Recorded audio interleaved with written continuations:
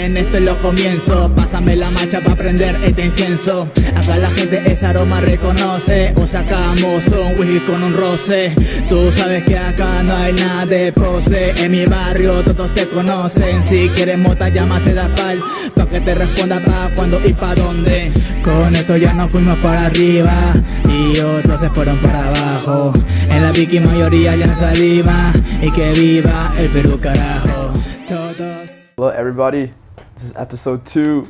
Finally, we got Conor from Comeback in the house, in the Look Saigon house, which I will be moving out of very soon. It's a nice place for it though. I like the background, I like the New York style, I like the old photos in the books. It's a better studio than the Comeback one. I've been here for about a year and a half. About a year and a half. Yeah, let me show them the New York. If you're watching the video, I got this on my wall. New York. I got New York on my mind. It's funny enough, my mum and my sister went recently, and I really, really want to go. You've never been? Never been in my life. Yeah. So I really, really fancy it, to be honest with you. Just because of, I guess watching movies grow up. And it's probably better in my mind than the reality, but I'm still wanting to give it a try. Oof. Would you go during like summer or winter? Or? Ideally winter. Ideally winter. Yeah. It's magical when you're in New York and it's like snowing or something. Oh, I bet that would be incredible. It feels like you're in Home Alone or something. Yeah, like yeah, that. Exactly. That's literally why I wanted it. So fingers crossed it happens one day. Yeah, man, awesome. So I think this episode will be like similar to the one with Hung. That was like, it's like one for my future kids that I want to introduce them to the people I've met in my life. And I just happen to be in Saigon, Vietnam right now. Yeah, of course. Yeah, and for people that are listening, I didn't explain like where I come from and everything. So I'm from Peru. But I moved to America when I was about 2, and right now I happen to live in Vietnam. Yeah, and I've met people here from all over the world, including Conor. And Conor is from? I'm from England. I'm initially born in the Netherlands for 2 years, similar to you, and then moved to England and grew up there from the age of 2 until 22. So even though I've got an Irish passport, and I was born in the Netherlands, I class myself as British. Even though if you actually looked, I probably don't have any English in me. It's just probably all Irish, but I class myself as English because I grew up there. And you're from Manchester, and which team do you support? Manchester United. Of course. The main team. Of course. The biggest one, who are making their own comeback as we speak. Are they older than Manchester City? They are, yeah. Yeah, they were founded 1878 under the name Newton Heath, and then early 1900s changed to Manchester United, and the rest is history. Wow. Yeah, when I think of Manchester United, I think about Beckham. I think of Sir Alex Ferguson, Ronaldo, of course, Carlos Tevez. Yeah. We've had such a mix of, let's say, old school people who leave legacies like Keane, Busby, Ferguson. They have that old like British resilient mentality, and then we've also had flair. Like we've had Ronaldo, we've had Carlos Tevez, we've had David Beckham, we've had Ryan Giggs. We've had so many tricky, interesting flair players which kind of make Manchester United what it is, in my opinion. Like Ronaldo is a key example. Like he's literally put football on the map 10 times more since his debut 20 years ago. So I think United definitely have that X factor that appeals to people. And how are they now after Ronaldo's left? Actually better, bizarrely, yeah. Since he's left, we've played 20 games and we've only lost once. Wow. Yeah, so I think it was a good thing. It was time to say goodbye because it was getting a bit, let's say, heated. He wasn't so happy with the club. He did an interview with Piers Morgan where he blasted Ten Hag and he blasted the culture, and a lot of the things he said, he has a point. I don't think United have modernised since 2009 when he first left, but at the same time it was almost a weird thing to do, to come out and publicly criticise your employers and your boss when you're still there. It was a bit strange. It takes some balls to do that. It does, but I think he knew. that he wanted to leave. Yeah, and he knew if he said that he would be forced out, and he was forced out, and it's best for both parties. I didn't really want to see it happen towards the end of just Ronaldo arguing with the coach, and I didn't want a negative atmosphere. And Ten Hag's kind of come in, stamped his authority on the club, and just said Ronaldo goodbye. And since then we've never really looked back. So I think it's been good. I hope they do upgrade their equipment and stuff. Yeah, same They usually. should, if everybody knows now that it's out of date, then they should update it, right? Yeah, we should do. Hopefully new owners, hopefully something happens that makes it better. Yeah. What happened in the Europa League recently? Europa League beat Barcelona. So Barcelona's out? Barcelona are out, Damn, yeah. So the favourites will be Manchester United, Arsenal and Juventus. And I think we could beat Arsenal and Juventus over 2 legs. So here we go. True, man. Yeah. Wow. What about the England national team? World Cup quarterfinals. Previous tournament was the final. Previous tournament was the World Cup semi-final. Getting to a point where we're doing very well and much better than previous years, but still need to go that extra mile. And I've spoken to you before about this, both on the podcast and off, that it's belief. Once it gets to the final stages, I want to see them really believe that they can go for it and really grasp the opportunity, because they're there and you don't get the chances very often. It's once every 2 years. And under this manager, who I think has come back from a pretty brutal playing experience himself, and no one wanted at the time, yet he decided to turn it around, change the culture, get us believing again for start in terms of fans. He just needs to get that to the players. And he's going to, I think, have Euro 2024, and I think that's it for Gareth Southgate. And I really, really hope that he signs off in style and gets us a victory, because it would be amazing. But, yeah, right. You should go out with a bang. He should do. Fingers crossed he does. Yeah, he gets a lot of criticism for not being the most ruthless attacking manager in the world. Like, he can be a bit too cautious, but I still like the whole thing he's done with the England setup. And before he came, we didn't have a hope in hell. We had no chance whatsoever. So he really has changed things for us. We just need to go the extra mile and get some silverware. Yeah, man. You gotta get that. So let me tell my kid like how we met. Yeah, how did we meet? Like, we first met in the at the copy machine. In the copy machine, yeah. At work. Yeah. At DMZ. At DMZ. Indeed, yeah. You said, hey, you look like the guy off. Remind me. From Workaholics. Workaholics, yeah. And I then Googled guy off Workaholics, and there was a guy with a huge like curly afro. Yeah. I thought, it's got to be me. Yeah. And then it's a bit weird because we didn't really speak after that, as if it'd be the odd hi, but we were in the same taxi to the same school every week. But I had a good Irish friend, Ema, who I would speak to basically the whole time. Yeah. And you'd have other friends, one who turned out to be a good mutual friend of ours, Pete. And then we didn't really speak for about 2 or 3 months, up until you found out that I did the podcast. Yeah. True. And then I remember getting a message request because we weren't friends on Facebook. And then you said, hey, you're the guy from HB. I listened to you with Toro, who I believe you were friends with at that point. And I'd recently become friends with. And then I said, oh, cool. And you should interview this person, him. And I went, okay, cool, let's go. And then we kind of bonded ever since, really. Yeah, and that was the time when Toro was, he just created UPP. Yes, yeah, literally. That was what the podcast was about. That was at the very beginning. Yeah, about February 2021. Around that set time. Yeah. I remember, I listened to the podcast that I think Toro sent to me. Ah, nice. He's like, I was on this podcast and I listened. I'm like, that's the dude from the taxi at work. Yeah, it's just mad because we even said on Christmas Day I had dinner with you and a few of our friends, and one of them was also at HB with us at that school, and I didn't speak to either of you, but then nearly 2 years later, having Christmas dinner together. Yeah. So it's nice. Yeah. I remember, like, when I found out about your podcast, like, my mind was, like, telling me, like, yo, get on the podcast and get interviewed. But my gut was saying, like, find some guests for his platform. And then eventually, like, I guess both things happened. Yeah, I guess it's a weird one, because if you just said, can I come on, I would have said yeah, just because that's the nature. But it's maybe for one episode. Yeah. Because if you came with, like, say, some people have done, and they'll say, let's do 10, let's do a series. I'm like, let's just do one first. And if it works, great, we'll see. But because I'd like to take things slowly. I think with anything. Right. Let's just see how it goes the first one, and then if you enjoy the first, then you can get a second, and vice versa. But I think it was just a case of when you said, like, if someone, like, gives value. So you brought me some really good guests. I was thinking, oh, this is great. Why don't you have a chat? Because you did it with a group a couple of times, and I was like, I liked you personally anyway. We got on well there, so I thought, let's come on. Have some fun, see where we go. And even this thing now is thanks to, like, all the practice I got with doing your podcast. Usually, you're definitely the most featured guest. How many did we do? Or have we done? 27, I think. 27? Yeah, maybe more. And there's more to come. There's a lot more to come. There's way more to come. Yeah, exactly. So it's been an interesting ride. I've really enjoyed the 2 years, and you've been a big part of it, so it's been fun. Dang. So let's say, like, my kid is, like, maybe a teen, and my kid asks you for advice, like, on creating content. Like, what do you think are some basic things that my kid should know? That's a good question, and I guess I can only give it from my experience and my insight. Yeah. But let's say I'm talking to him, I'd say, him or her, I'd say, do what you really are interested in, as in, he could try to start a podcast on real estate because he thinks it might help him in his career. But I think if he's not really that bothered about it, then it will shine through. and it won't really take off, either for him or in any sense. And even if he becomes, let's say, well known for it and millions of people listened, he wouldn't be having fun doing it. He'd just be chasing dopamine, and he'd get to a point where he'd almost resent it. And that shouldn't really be what content creation is about, in my view anyway. I know a lot of people start out just because they want to have some fun.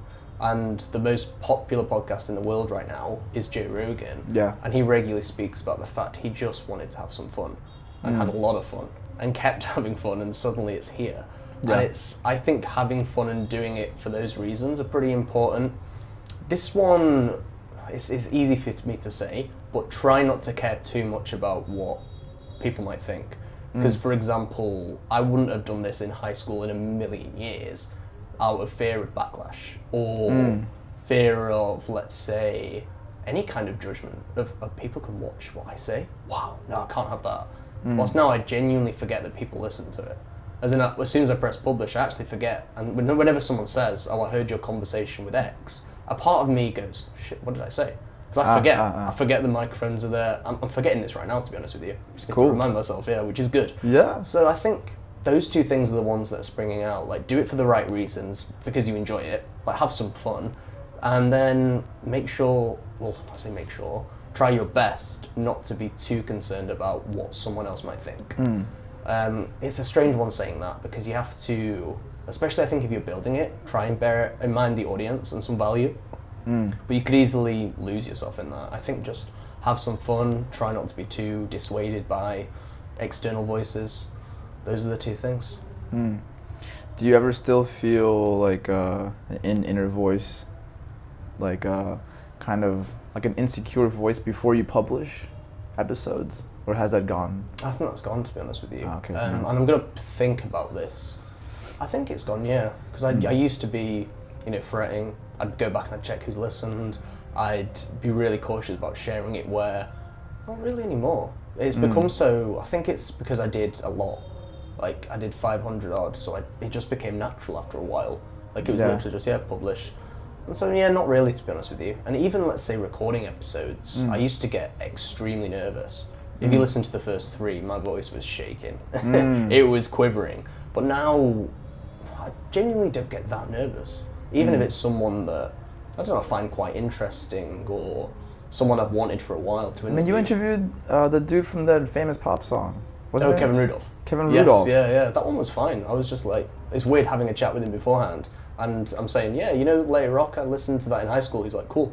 I'm like, yes, this is cool.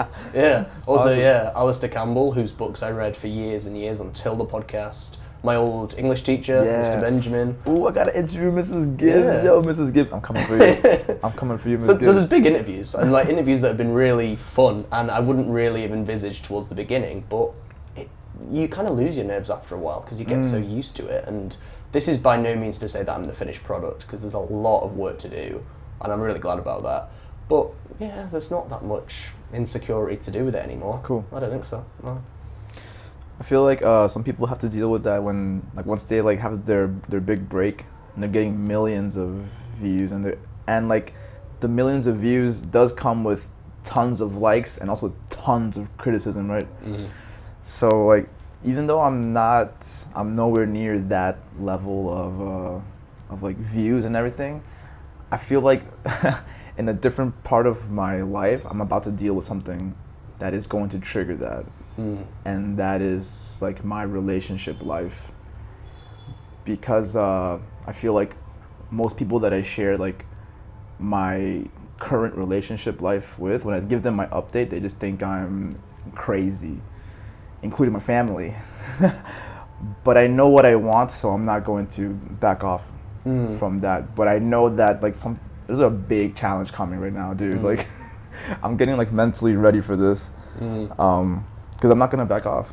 Fair enough. Yeah, I feel like with these situations, and I've had kind of a couple that maybe spring to mind, I think maybe the people around you might actually be doing what they should do. So they'll think, oh, you shouldn't do that because I wouldn't do it, for example. When really, they can want the best for you and probably really try and look out for you, but they can't really comprehend it because they're not in your world. So I think people might be looking out for you, but Right. They think they're looking out for me, yeah. but they just don't know where I'm coming from. I Mm. think. And I guess now they're about to know me better. Yeah. Yeah. I think if you trust it, then even if, for example, whatever situation you're in doesn't work out, you can always, if you genuinely believe it's the right thing and you feel it inside, even if for whatever reason, and I'm not saying this will, by the way, it doesn't work, you can always look back and say, well, I believed it 100%, so fine, Yeah. I'm happy with the outcome, even if it isn't, desired. Let's say right now, I fully believe that this was the right thing. I went for it. I mean, you can always. How many times would someone regret doing something, even though they knew it wasn't right, but they did it anyway? And you're like, well, that's frustration. But if you genuinely believe that it was the right thing and you go for it 100%, it doesn't work out. You did your best, and that's all you could do.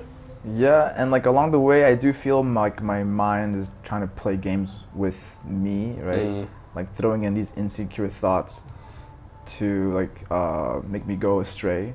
But when those thoughts clear out of the way, like everything is so clear. It's like I'm doing exactly what I should be doing right now, even though maybe nobody can see it, except for me and my partner. But like, it feels like I'm doing the right thing right now, and I trust that. If you have that feeling, trust your intuition.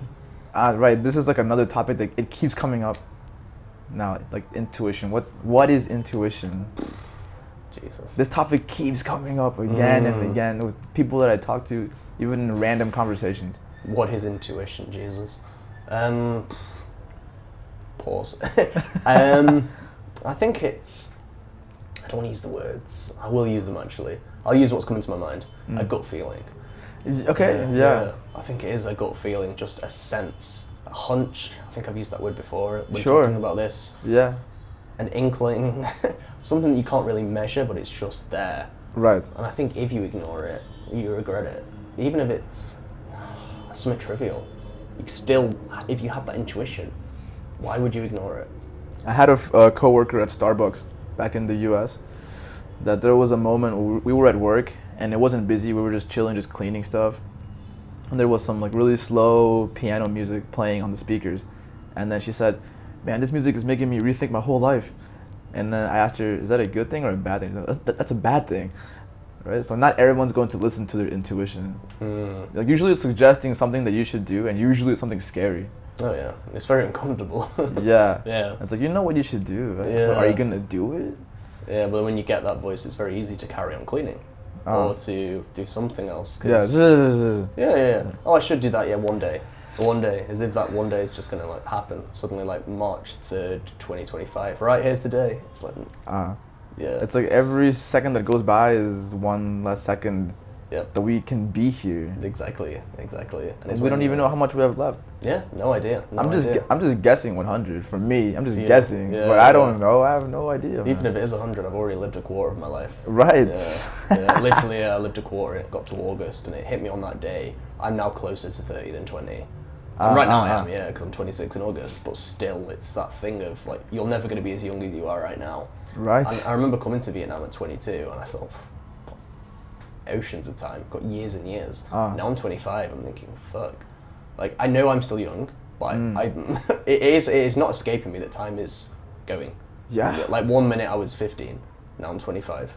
Now I'm thinking, shit, I could easily be 30. I was about to say I could easily be 30 in 5 years, of course. But like things are gonna keep going, and suddenly, what's happening here? Yeah. Now I'm 32. Yeah, things keep going. Yeah. The good thing is that I've seen this before being said. We're still really, really young. Yeah. But we're not incredibly young. Like, we need to take action and do stuff. Yeah. I think we should take action regardless. Yeah, I'd say so. Yeah, like age doesn't really matter. I mean, I was thinking about this recently, about loads of hobbies, and thinking, why do you have to like get into a hobby only when you're 12? Like, you can still do it when you're 50, 60, 70. Fuck it. If you like want to paint and you only start doing it when you're 72, great. You found a new hobby. Yeah. Brilliant. Yeah. Or even like opening a business, like the colonel from KFC. He was old, right? When he was very old. Yeah. I don't know 60s, I believe. Yeah. I guess you have your experience by then. That's why I think we've. Actually, I'm not sure how to phrase this. I was going to say I think we've done well, but I like what we've done in moving abroad. Yeah. In our 20s/30s, because I think that's a really good age to do when you're working out what what this all is and why Yeah. you're here. And it was definitely worth it. Yeah, definitely worth it. I almost look at my life, in fact I definitely do, pre-post Vietnam. I've still not been home. It's mad. It's like 4 years, still not even been home, not even for a second. I have it in my dreams a couple of times, it's really weird. Then I wake up and I'm like, oh yeah, I'm back. Not I'm back, sorry, I'm still in Vietnam. Uh-huh. Yeah. Yeah, when I remember like, I lived in Peru in 2015, just for 6 months. Maybe like by month 4 or 5, I was dreaming I was back in Virginia. I was just missing being home so bad. No. That's the thing, the difference with me is whenever I dream about it, I don't miss it. As in when I dream about it, it's almost a bit, I'd say it's a nightmare, to be honest with you. Genuinely, like I've spoken to 3 friends about this. We've all had nightmares about being home. One example is I surprised my family by going home in my dream. Yeah. And I got around the corner from my house and thought, no, I don't want to do this. I don't want to come back home. So I left. So I tried to leave, but then some of my extended family saw me in the dream, so I had to go back and surprise them. I go, hey, surprise! Because I was going to go back to the airport and fly to Vietnam. So in my dream, which is bizarre, I was going to fly from Vietnam to England, completely unannounced, get around the corner from my family home, as if like, let's say 99.999% of this huge journey done, and then I was going to turn back. So I took it as a signal that I don't really want to go home. Yeah. Well, I don't. That's a good idea. I might maybe surprise them this summer then. I'm gonna think about that. Yeah. Until they listen to this podcast and they go, right, when's he coming? Man, how many kids would you want to have, if you want any? I do want them. And it's a weird one. I think 4. 4 kids. And there's a few reasons for that. I think one is because I grew up in a family of 4. I'm the oldest of 4. I think 4 is a good number. I think I quite like the idea of having a fair few, because I feel like 1 or 2 is a little bit small.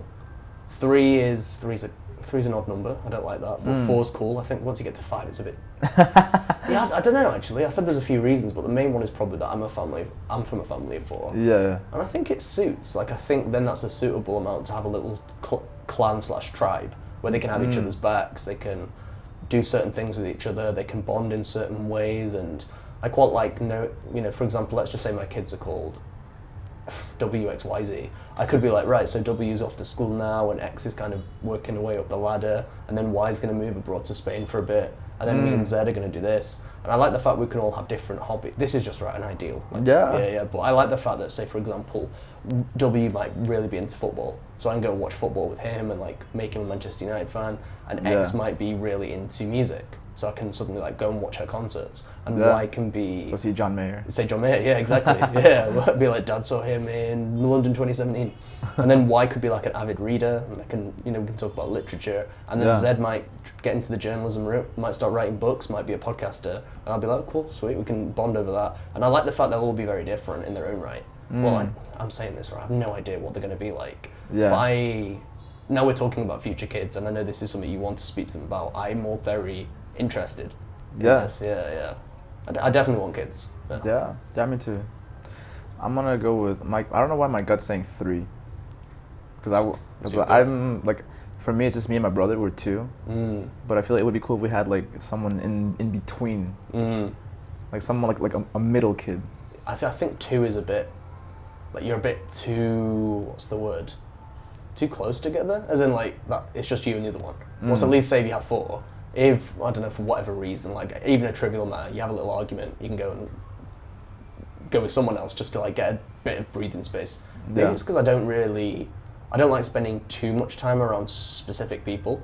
As in, there's a lot of people I really, really like hanging out with, but after a while I do like a break, and I do like my own company, or I do like something different, because everyone brings their own energy, right? So if I spend an hour with X, more than an hour, right, let's say I spend 3 full days with X on a holiday or something, suddenly then I'd quite like to go for a coffee with Y, just to break it up a bit. And that's nothing against X, I just really enjoy a bit of variety. So I think with 4 kids it's sweet, because everyone's got the different personality traits that kind of give a different dynamic. Yeah, right. I realized when I went back home and I spent time with my brother, and I got to observe him, after living here for 3 years. I went back home, I could chill with my brother and observe my brother. I could feel so clearly that me and him we're made up of the same ingredients, but different proportions. So I see like he has some things from my dad in higher proportion than I do, or some things from my mom that are different from me. I have those things too, but in different proportions. How much older or younger is he than you? 5 years younger. 5 years younger, okay. Yeah. That's a fairly sizable gap. Mm. Like when you were growing up, 5 years, it's a fair bit. I mean, my sister's 5.5. We call it 6 because it's just easy with rounding it up. But it goes, 2 years, 4 years, 6 years. I think 6 years is okay. I think it's, I kind of want it to be every like 2 or 3 years. Yeah, right. Yeah, I think 2 or 3 years. I think that's pretty cool because I know some friends who have like, or let's say friends, acquaintances who have like 9-10 year gaps and they struggle a bit because you're at completely different wavelengths. Yeah. So like, when you're learning to walk, you're starting high school and it's 2 completely different mediums. Yeah, true. What are some things you would look for in a partner? Good question. Thought about this a million times. I think one thing is being quite adaptable and being reasonably relaxed. As in, takes things seriously but not too seriously. As in, is fairly flexible. Like, will understand that things will go wrong but can deal with it. As in, if a flight gets delayed by 3 or 4 hours, they don't get too annoyed. And they're generally pretty cool on trying new experiences. So I think being open-minded in that regard, where I quite like it now the last couple of years, trying something completely new every now and then. And I'd like for my partner to share that same interest.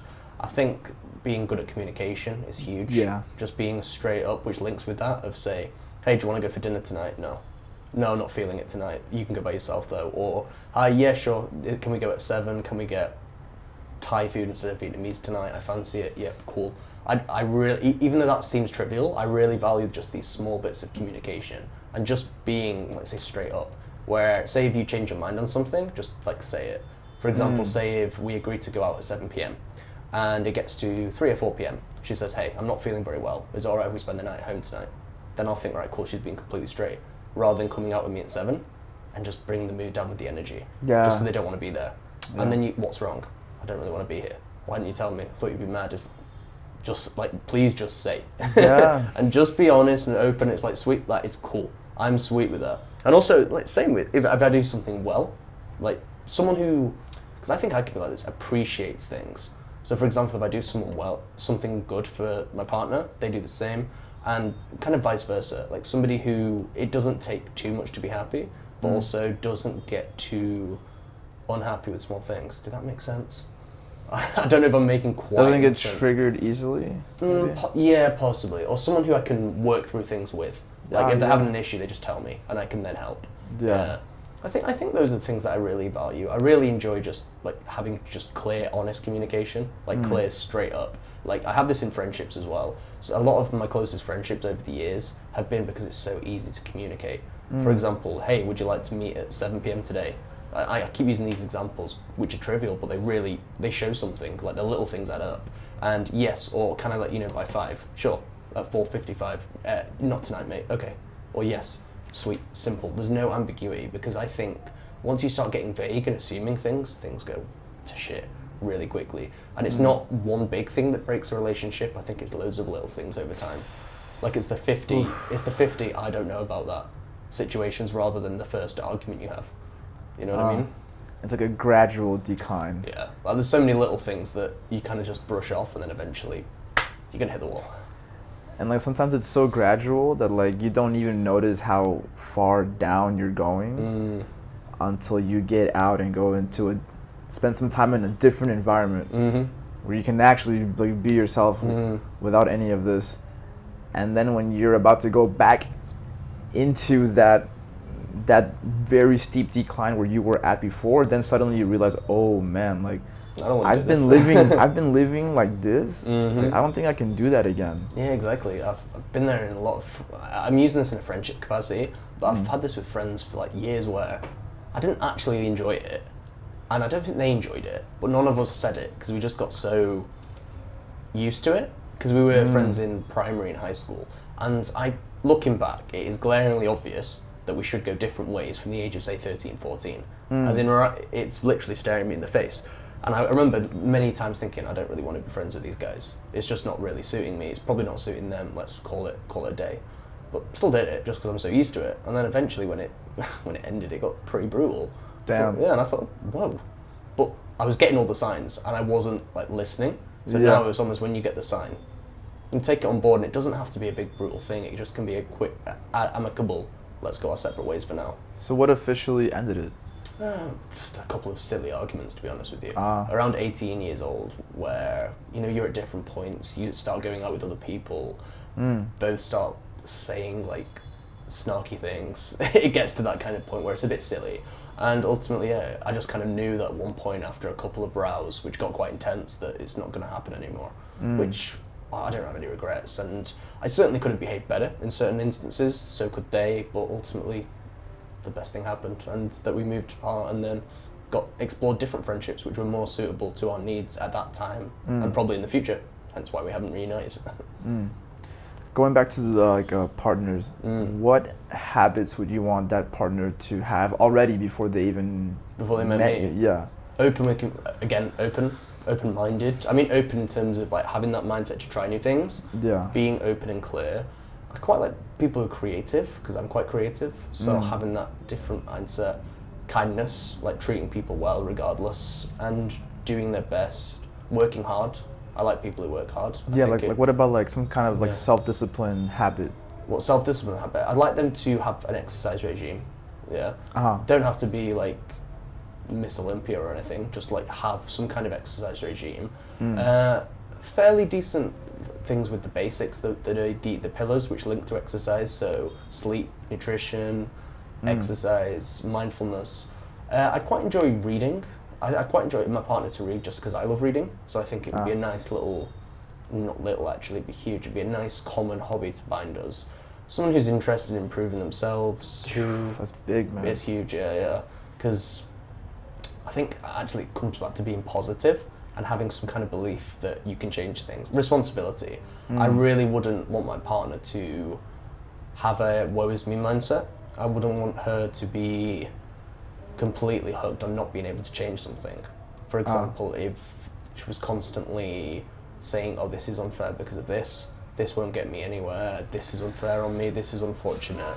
I can see from my own past, I've probably been pretty close to that route myself quite a few times, but I can't accept that from myself anymore, and I can't accept that from a partner. I really can't. Once I get into that mindset that I'm avoiding responsibility or trying to blame something that is outside of my control, then I realise I've got to come back. Like I literally can't afford to do that, because it's going to cause a really negative impact pretty quickly. So I'll have to snap out and do whatever I can to fix it. Even if the situation's not my fault, even if I am struggling, I still have to do something to fix it. Whatever that may be, just do something small and do what you can. And I can't allow myself or the people around me to get into that mindset of, this just sucks, it's the way it is, complain for 10 years. No, it can't happen. It really can't for me. I wonder if there's a place where those type of people will spend time. Around me? No, I mean just like, let's say in Saigon, people that have that kind of mindset, where would they spend their free time? I've got an answer in my mind. Yeah? Yeah. Is it the same one you do? I don't know. Okay. I mean, I'm thinking maybe it might be. What do you think? Okay. Lady bars. Oh, wait, what? What were you gonna say? No, because I was thinking like people who have like the no. You're saying who has the mindset of the woe is me and the okay, yeah. I was thinking the other who has the mindset of like the one that you are looking for. Oh. Like the self-disciplined mindset. Oh, okay. The one that wants to like expand themselves. Yeah. Right. Okay. Yeah. Okay. I've just told you what I think the ones that I wouldn't want to spend time with are. But but in terms of, that's a good question. I think the ones I've met have been through some kind of, let's say, forum. So whether it be looking to volunteer on Facebook, looking to get involved in podcasting, going to networking events, these kinds of things are where I've met the people, and then usually through friends of friends. So for example, I'll meet somebody and I or they will say, oh, I like you, I like what you're standing for, let me introduce you to X, and X suddenly reaches out. Or often, very similar to how you and I met, someone will listen to a podcast I did with someone and say, hey, I'm friends with Nick. I really like this, blah, blah, blah. Can we meet? Shall we meet for coffee? I'm like, yeah. Because I still try to live Saigon as if I'm a tourist. So I still try and meet new people. Even though it's year 4, one thing I'm quite proud of is that I still don't class myself as having like the same circle. Like I like just mingling with different kind of mixes, and I still like meeting new people, because I really wouldn't like to be in that thing where the woe is me thing, where you turn up to Saigon and hang around in the same place with the same people for 4 or 5 years and don't ever make an effort. Excuse me. So where was I going? I think I'm rambling a bit. Where am I going with this? Where have I met people that I want to spend time with? Yeah, there you go. Usually around people who go out their way to try something different. Whether it be, let me volunteer for this charity. Let me introduce you this. Let's have a coffee and talk about this new business idea. Let's go for a walk in the park. Usually people who do things a bit out of the norm, where I'd say like it's, for example, I used to just think that all you could do without being weird. This was my idea of weird that would have been weird for me at 21. You know, like going for a walk in the park talking about your business, I thought that was weird. Seriously. And now I look at that and think that's the opposite of weird. That's fucking good. Whilst I thought the normal thing to do, the cool thing, was to spend every Friday and Saturday in the bar. And then Sunday sometimes too. And I think that's just a big waste of time. Sometimes I think there's a place for it, and sometimes I think it's quite nice to go to the bar and have a few. Certainly not against it, but if you're doing it every single weekend, I think you're getting into a woe is me thing. Yeah. This reminds me of the Mark Manson interview with Stephen Bartlett, right? Because he was saying like how to find your purpose or like the right relationship, like that you'll have to choose the wrong one sometimes.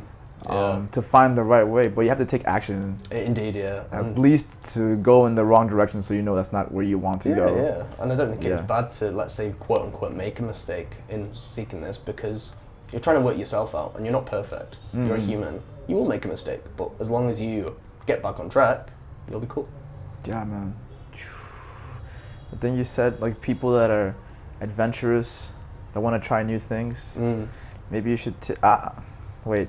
I wonder how does this connect with you just following the things that like your passion, the things that that are meaningful for you? I think things that were meaningful for me. One thing was just being really interested by people and dreaming of starting my own podcast. But I think I've told you before all the excuses I made until I did it. I thought this wasn't that bad. Let me do it again. And I got a bit obsessed for a couple of years because I just loved the fact I was able to do it. I loved the fact that. It's weird, up until that, I think I've told you about that period, I was very, very isolated, and I thought these people don't exist in Saigon. I was like, only people want to just go and get drunk. Nonsense. Only because my world could see that. I wasn't literally able to see all of the adventure outside of this. Because my lens was just purely focused on like, that was it, literally. And then I suddenly, once I started doing the podcast, reached out to one person, and it was almost like a domino effect. Suddenly, I've got cool adventurous connection. Now I've got another one. Oh, we're getting on well. Oh, they're showing me a different way to live life. Oh, I don't need to be getting drunk every weekend. This is just as fun. Right, we'll do this. Cool. We'll do this. And suddenly, like, things started adding up. And I only clocked recently, like, how many amazing people I've met. Like, I thought recently, oh my god, like, I've met some wonderful legends from all over the world. Nice. Yeah. People come to visit from like Hanoi, and I'm like, brilliant. Yeah. Yeah, I feel like one difference between here and America. So in America, it's very multicultural and diverse, right? People have moved to America from other countries, and you could go to school with them, but usually it's like their parents moved there, and then the kids grew up in America as Americans, mixed with the culture of their family. But here in Saigon, people come straight from that country to do something here. So you'll meet somebody from Istanbul. You'll meet somebody from Nigeria, like. They're actually from there. So you're meeting someone straight from that country here and getting to see how they think. It's brilliant. What they eat, everything. It's so awesome. No, it's weird. You could ask two people a similar question, but like, what do you do for fun? Completely different answers. And you can kind of observe, like, what would you want? You can ask that question. You'll get completely different answers. Or what are you up to this week? Completely different answers. And I think, oh my god, like, this is great. I love the variety. Yeah, I hope more of my friends can come. So far, Max and Chris, shout out to my friends. They've come from Virginia to Saigon. Excellent. So now I'm trying to bring my friend Jordan and Pumi. Guys coming next. Yeah, it's a great place. I don't think it's for everybody, I must admit, but I like it. I certainly like it. I've lived here for a while, and it's one of those places that I'm glad I got to experience. It's like when I came here, I didn't know what I wanted really. I knew I didn't want to be in Virginia. And I didn't want to be in America, that's what I felt. To know what you want, you have to know what you don't want. And if that is Virginia in America, same with Manchester in England, then time to move on. It's like maybe I would have enjoyed living in New York or Hawaii or something like that. But yeah, I just happened to come to Vietnam during a school trip, a university trip, and I loved it so much that I wanted to keep exploring it. There you go. And I'm still here. Yeah. Thanks, Marymount. Damn. Yeah, man. I don't know. So this is also like this podcast is also gonna be like spirituality and psychology mixed like that. So I should throw a curveball question You could do. at you. Let's see. Like, what is this thing that everyone calls God? What would you? How would you try to define that? What does everyone call God? And everyone has their own definition. They of do, it. yeah. So, Fulfillment? Yeah, I think so. I think that feeling of fulfillment, satisfaction, self-actualization, these kind of concepts probably differs from person to person, but it's certainly something that I'd probably say so. The idea of God. So when we were in India for TED, we talked to a monk. Yeah, and the girl who's my girlfriend right now, she asked the monk, "What is God?" And this monk, his reply was like, it's pretty simple. He's like, "You are God, He is God, He is God, the mountain is God, I am God. Like, this is God." Yeah, I don't know. What do you think about that?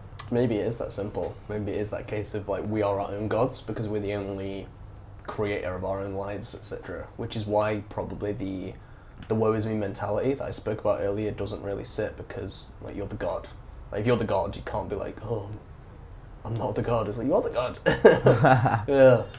So it's a yeah. I think it's a solid idea. It's like if this was like a non-dualism discussion, then someone would ask you like, "So who are you then?" If I'm honest with you, I was thinking about this yesterday, and I'm kind of flummoxed with thinking about it. I'm not sure I really. I don't want to back out, but who am I? But you could say, "Who are you not?" Who am I not? You could say that. I could. I think it's a common expression now to say you are not your thoughts, right? You hear that a lot in like psychology Instagram accounts or therapy accounts. Like, Yeah, you are not your thoughts. Yeah, sometimes I've tried with this and just stopped my thoughts. So I'll just go, right, thoughts, stop. And I'll just watch them until they stop. I won't like resist it, so I'll just be like watching them as if they're a slideshow, and they'll just eventually just be like, enough, and I'm like, cool. And then you almost get this weird moment between space where you're just there. Ah, nice. And you think, whoa. And you can't even think whoa because there's nothing to think about. Like you've stopped the thinking. And then suddenly like it does become like mental chatter. And then you're almost away from it, as if like the thoughts are here and they're not you. Suddenly things are clearer. It's hard to explain through words. Yeah. It seems like that exact moment is when intuition starts to whisper these suggestions. Yeah, but not really in the form of words. It's hard to say. Right, is that right? Yeah. It's tricky to kind of, I think we spoke about this before, articulating this in language. That's what I felt in India, man. Yeah. Because in India, especially, we went to a specific town. We didn't see the Taj Mahal or nothing. We went straight to a spiritual town where Ramana Maharshi lived. And Ramana Maharshi was an Indian boy that at 16, he spontaneously felt that he was going to die. So then he decided to like pretend that he was dying and that he was dead. And in that moment, he just observed himself so clearly, and like he like kind of realized like, so like even after this body dies, like something in me doesn't die. It continues. Just the body is gonna disintegrate, but something continues. Like, and something about that experience just cracked him open, and he just wakes up enlightened. And then he decides to move from his hometown to this little town where we went. So if you go there, you'll find his ashram, you'll find his meditation hall where he used to meditate with other people and stuff. Yeah, so we went to that town where that guy spent the rest of his life. After 16, he moved to this little town, lived in the cave for 17 years. Before living in the cave, he meditated underneath, like in the bottom floor of a temple, in like an abandoned room with insects and rats, and just meditated there for 7 months. He ate, obviously. Supposedly did not. If I'm trying to like find like a scientific way of, or a logical way of explaining that, I would imagine his body went into some kind of hibernation state. I don't know how else. No idea. But they say that another priest or monk found him, and he saw that his skin was getting eaten by animals and shit. So he didn't want him to die, and he pulled him out of that room and helped him to recover. And it took over a year to help his body recover. But the guy was so unidentified with his body that he just didn't care. Yeah, and the way he lived was just like, whatever's gonna happen is gonna happen. So I'm not even gonna try to do anything. Just things will happen. So it's something for me to check out. Like he didn't even try to be a teacher, or people just came to him. So that's why he moved to the caves, so he wouldn't be like have so many people trying to like get to him, because he wanted to just chill. Wow. So he moved to the cave, and people still followed him to the cave. So then he said, okay, fine, like, this is what I'm supposed to be doing. Okay, fine, I'm gonna sit here and chill with you guys, and whatever, share whatever is helpful. Right, interesting. Yeah. So, and they also say in that town that the mountain that is there, this mountain called Arunachala, is older than the Himalayas.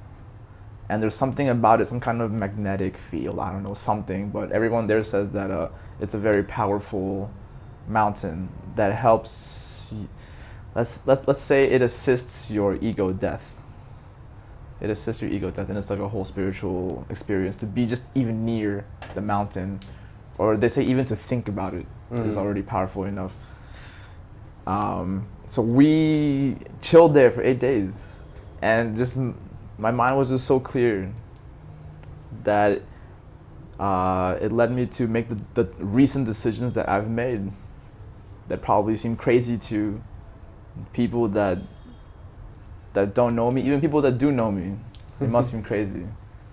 And I can't really explain it much because it's not going to make sense anyways. There you go. I mean, do you really need to explain it? I don't think so. Yeah, I guess it depends on your life, and I guess your life is your choice and your circumstance, and if you ultimately decide something's right for you, go with it. Like in the long term, it's going to show that this was the right thing to do. Good. even if it's not clear to other people. Sure, yeah. But it's clear to me. There you go. You're the architect. Yeah. In this, so yeah. Yeah. Yeah, man. I think this is about it, huh? Okay, cool. Yeah, it's been good to, like, what's the word? Jump on something else, like away from comeback. Yeah, I've kind of taken it a lot more easy with comeback over the last few months. I'm kind of glad about that, because I noticed it was the time to ease off rather than go, because I have a tendency to kind of get a bit obsessed with things, shall we say. But yeah, I'm glad to be taking breaks and trying other things, and I'm glad to be on looks, and I hope things go well with you. I wish your future kids enjoy their content creation journey. I hope they enjoy that you made the right decisions when you did, and you followed your intuition, and I hope they ultimately are blessed and fulfilled. Thank you, bro. Really appreciate it. And last shout out, UPP and my bro Toro. I'm gonna get Toro next. UPP is a local charity in Saigon that we work with kids that can't afford to go to school or join football, soccer teams. So we hook them up with teams to play sports and also to learn English when there is free time. Yeah. Also shout out to my bros podcast, Comeback. There's always good episodes on there about books, self-development, different things. And lastly, Matcha Designs with my bro Zed. You can design whatever you need, just let him know. Also, the intro song is from my bro Dog Annoying in Peru. He's making these awesome reggaeton and like urban Latin music. Excellent. So I'm gonna show him. I want to showcase his music to you guys. That's it. Thank you very much. Thank you very much, bro. See you, bro. Take care.